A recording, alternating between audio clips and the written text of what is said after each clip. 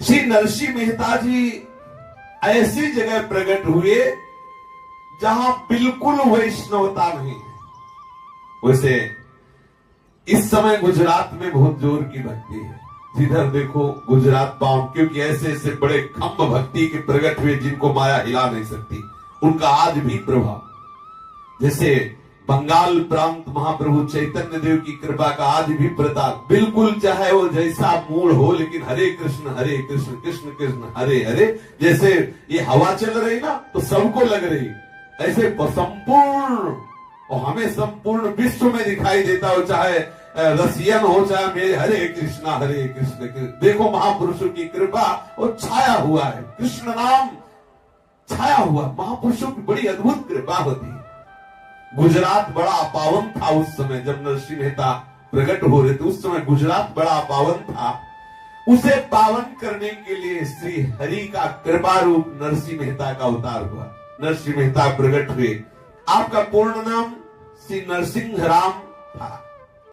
मेहता एक सम्मान सूचक शब्द है। मेहता का तात्पर्य मुखिया, ये सम्मान सूचक, ये इनकी जाति नहीं है। मेहता कोई जाति शब्द से इनका संबोधन नहीं है। मेहता अर्थात महान, अर्थात मुखिया, इसलिए प्यार से इनको घर के लोग नरसिंह राम ना कह के नरसी कहते हैं। और सम्मान देने के लिए समस्त जगत ने मेहता शब्द का प्रयोग किया, इसलिए इनको नरसिंह मेहता कहते हैं। वैसे इनका पूरा नाम श्री नरसिंह राम था, श्री नरसिंह राम। आदर देने के लिए आगे इन्हें प्यार से मेहता बुलाने लगे, तो नरसिंह मेहता इनको कहा जाता है।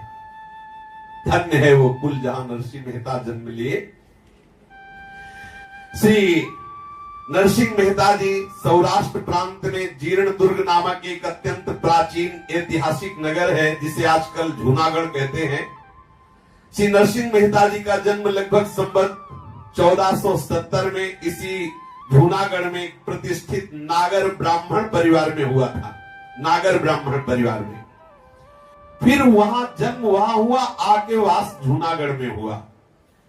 श्री नरसिंह मेहता जी के पिता का नाम था कृष्ण दामोदर दास और माता का नाम था लक्ष्मी गौरी। श्री लक्ष्मी गौरी जी के दो पुत्र थे। एक बड़े थे जिनका नाम वैसे बंशीधर था, पर कहते प्यार में बंशीधर थे। जैसे नरसिंह राम नरसिंह मेहता जी का नाम था, ऐसे ही बंशीधर का नाम था बंशीधर, लेकिन प्यार से उन्हें बंशीधर कहते थे। बंशीधर की उम्र जब 22 वर्ष की हुई, तब नरसिंह राम की उम्र 5 वर्ष की हुई और माता पिता का शरीर पूर्ण हो गया। अब नरसिंह राम का लालन पालन बड़े भाई बंशीधर और उनकी दादी ने किया। दादी का नाम जय कुंवरी जी था। और आश्चर्य की बात यह थी कि 5 वर्ष हो गए, धीरे धीरे धीरे और उम्र बढ़ी, लेकिन आज तक कभी नरसिंह मेहता एक शब्द भी नहीं बोले, जिससे सबको पता चल गया कि ये बच्चा गूंगा है। नरसिंह मेहता जी जब 8 वर्ष की उम्र हुई, तब तक एक शब्द नहीं बोले, तो परिवार के लोग थोड़ा दुखी रहते थे कि इतना सुंदर बालक है लेकिन गूंगा है। सबको पक्का था गूंगा है। इस बात से उनकी दादी जय कुंवरी को बड़ा क्लेश था। वो बराबर इस चिंता में रहती कि मेरे पौत्र की किसी औषधि से, किसी फकीर की कृपा से जबान खुल जाए, बोलने लगे, नहीं तो पता कैसे चलेगा क्या दुख है क्या सुख है, ये बेचारा गूंगा। और नरसिंह मेहता जी गूंगा नहीं थे, अंदर ही अंदर भगवत स्मरण करते और नियम लिए थे कि जब तक गुरु मंत्र नहीं मिलेगा तब तक मैं वाणी बोलूंगा नहीं। जब गुरुजी बोलेंगे जो वही बोलूंगा, नहीं शब्द नहीं उच्चारण करूंगा।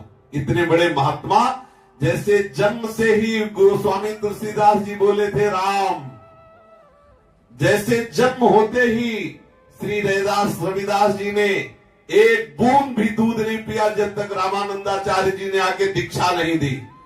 दीक्षा दी और कहा आप, तब दूध पिया। ऐसे ही श्री नरसिंह मेहता जी एक शब्द नहीं बोले, नियम अंदर धारण किए हुए थे, जब तक गुरुजी नहीं बुलवाएंगे तब तक नहीं बोलेंगे। 8 वर्ष के हो गए तो उनकी दादी जय कुंवर जी को बड़ा क्लेश हुआ। वो चिंता में रहती कि मेरा पौत्र किसी तरह बोल दे। जय कुंवर जी को पूरा विश्वास था भगवान पर कि मूकम करोति वाचालम पंगुम लंघयते गिरिम यत् कृपातमहं वंदे परमानंद माधवम। क्या नहीं हो सकता भगवान से? ऐसी एक शक्ति एकमात्र भगवान ही है, उनकी पूर्ण श्रद्धा थी जो मेरे पौत्र को भी वाणी प्रदान कर सकते हैं।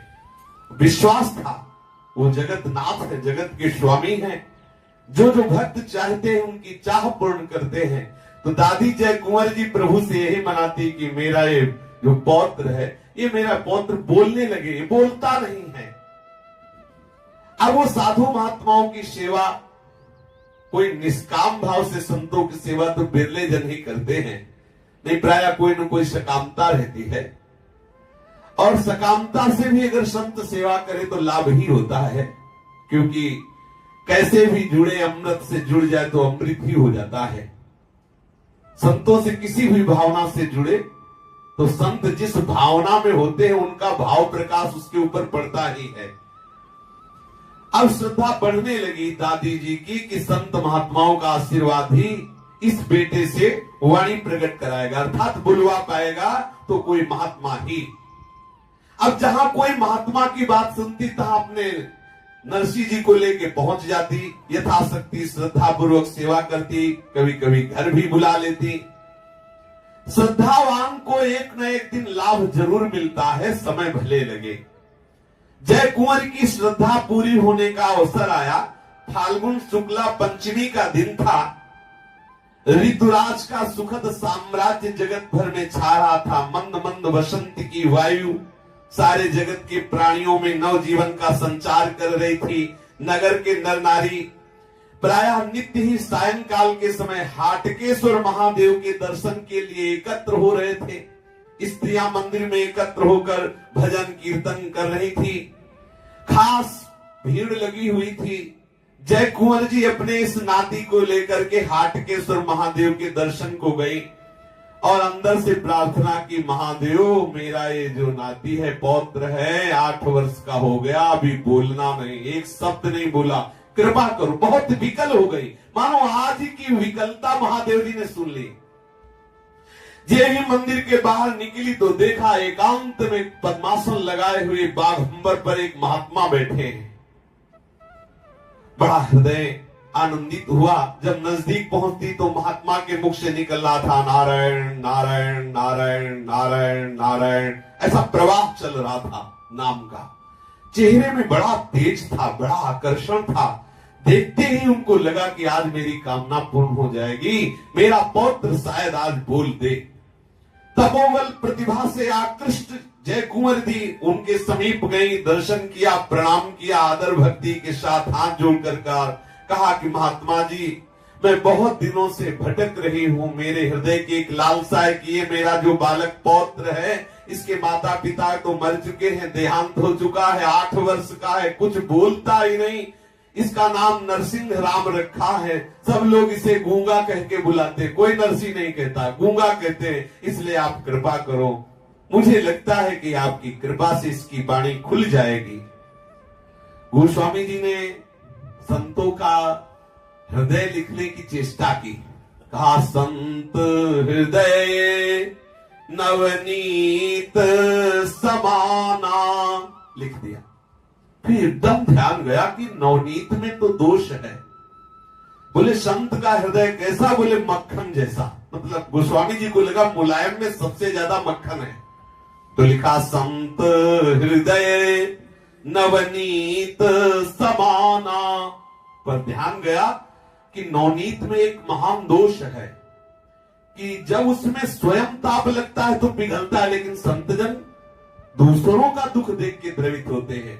तो आगे लिखना पड़ा, कहा कविन पर कहे न जाना, निज परिताप द्रवई नवनीता, पर दुख द्रवई सो संत पुनीता। मक्खन में तो स्वयं आंच लगती तब वो द्रवित होता है, लेकिन संत दूसरे के ताप को, दूसरे के क्लेश को देखकर द्रवित हो जाते हैं।